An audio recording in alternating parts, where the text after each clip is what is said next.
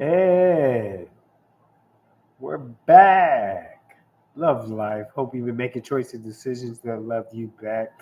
I am Michael. I'm a person in recovery from co-occurring mental health and substance use. I have a few initials I've earned. I have a few initials I like to give: PTSD and ADD. Those are the amusement parks the theme parks in my life that I never wanted to pay for, but learning how to pay it forward.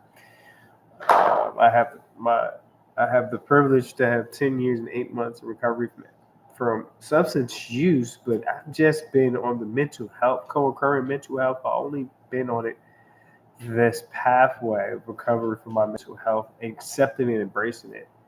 If I failed to mention before in previous episodes on Love Life, um,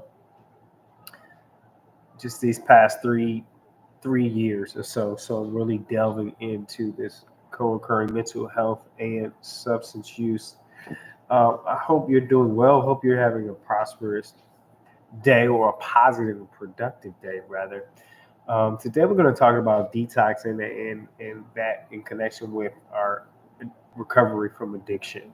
All right, from addiction from a detrimental drug.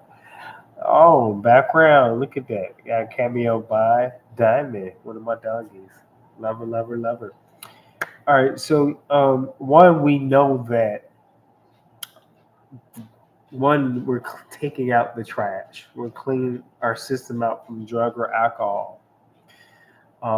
And for of us can do it at home. I did it at home, but some of us might need it to be managed with meds because of a medical condition, and that's okay. Because we don't want any harm to come to you. So sometimes a medical detox or guided detox um, is necessary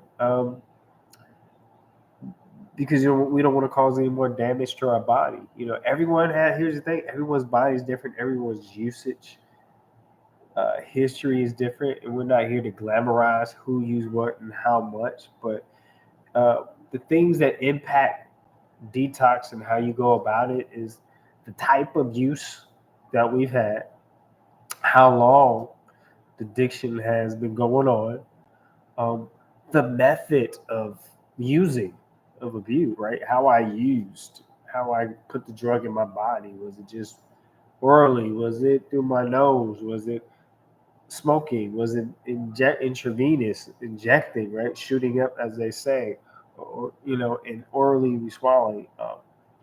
How much over the years, with how long, the amount of the substance. Is there a family history of this in my life? Well, I know I had some pookies in my family, and I said I was never going to be there, man. Look at me. Here I am in recovery from being a, a former pookie.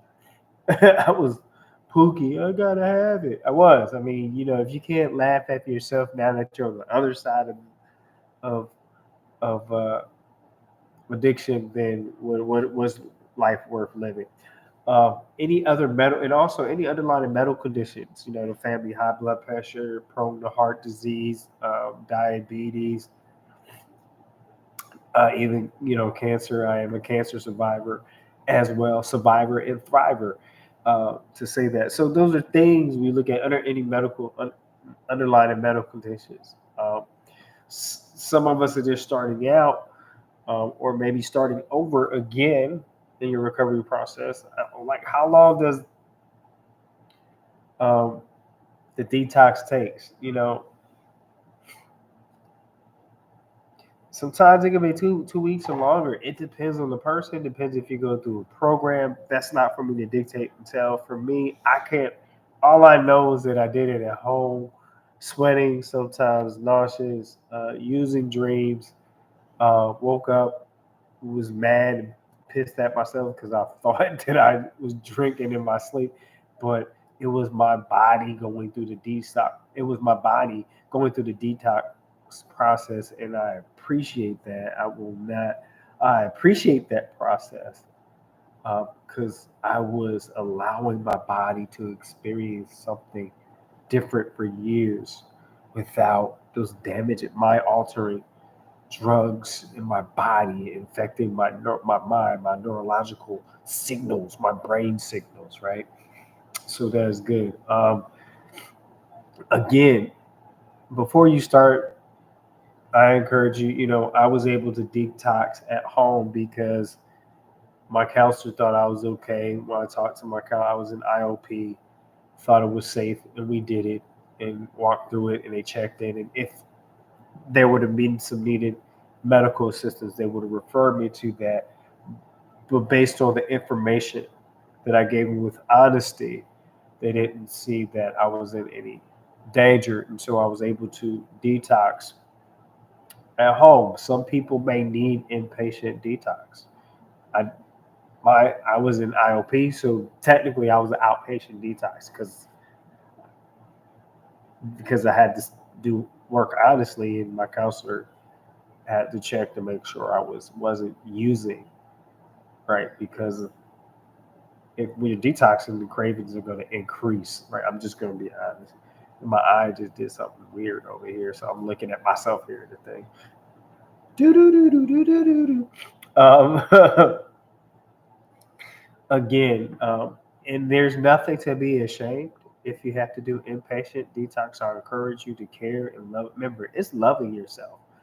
So do the necessary steps, and there will be a weaning process from the medical detox, as long as we are willingly participating in that detox and we want the detox.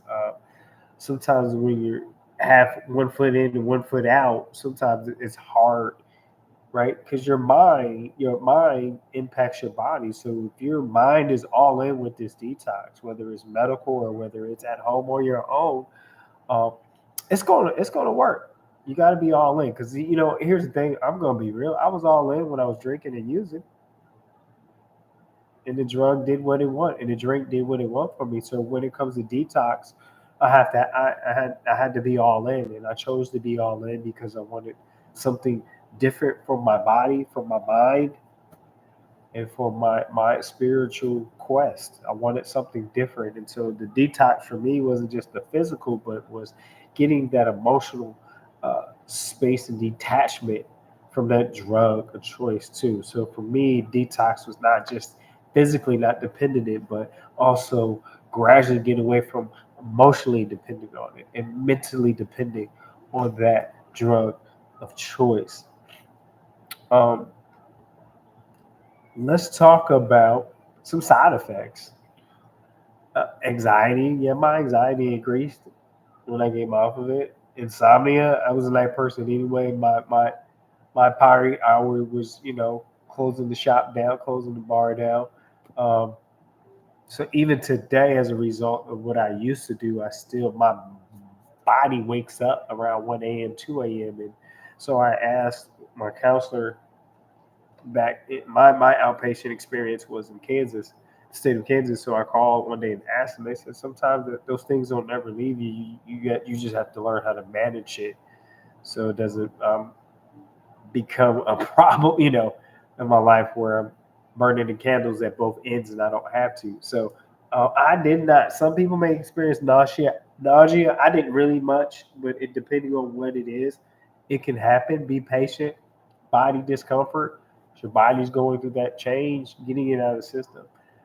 Not much sleep, not resting because of the transformation in your body. Again, difficulty concentrating. Yes, yes, yes to all that. Um, also, the thing where some people may need this is just an encouragement here. Today, we're talking about detox. Some things I did not experience, but I want to share to be encouraged because I care about you out there to let you know to be safe with your process, to love yourself in the process, and to care enough about yourself to stay with the process. And so, um, for some of us, we might need medical detox because if we do it too fast, it might cause a heart attack. In, infuse some paranoia. You got to be careful of your body temperature and your high blood pressure. We may acquire an infection if we do it too rapidly, too soon, and not with a pace. And so, um, before we start detoxing, we definitely want to have medical consent or from the counselor and ingredients and someone monitoring us. And so even though I did it at home, just want to remind you, I still had someone monitor me during my IOP, my intensive outpatient experience. There still was someone monitoring my detox and what I was experiencing, what I was going through. Yes, I forgot to tell you, I also had the sweats. I really didn't have the shakes that much. I had some night sweats because of that leaving my body. Whew, and I thank you for that. Vomiting, some experience that depending on the drug, depending on how long they use, choking, like and we've in another if you in another forever can't come back experience of not detoxing appropriately can be death, can die. So detoxing the right way at the end of the day, I'm going to say it is a life and death matter. So make choices and decisions that will love you back. Because hey, I want you to live. I need you to survive, and not only that, once you get to the next step, I believe that you can thrive. I believe we can thrive.